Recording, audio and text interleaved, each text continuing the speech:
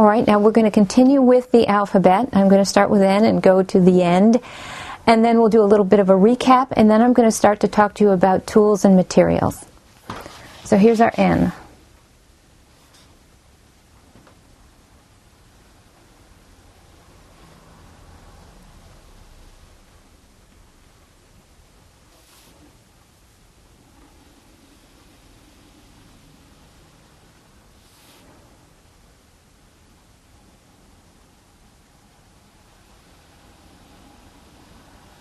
Here's that coming to a point idea that I spoke of with the M. And notice, please, that these, I shouldn't go over a stroke, but the two vertical strokes are much thinner than the diagonal stroke.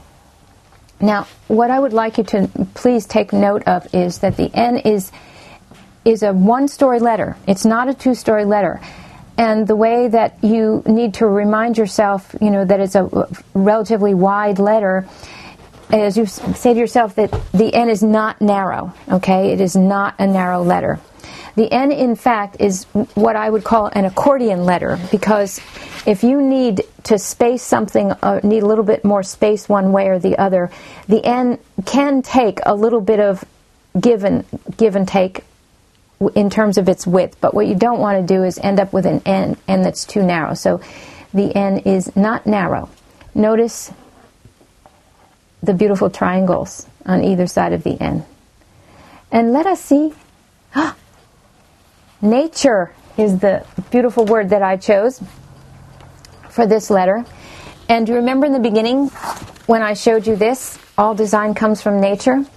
I hope that you get a kick out of this. When I showed it to you before, it was a bigger poster, and through the magic of photo mechanics, I reduced it. So here it is on an 8.5 by 11 sheet of paper. Very useful this way. There's your N.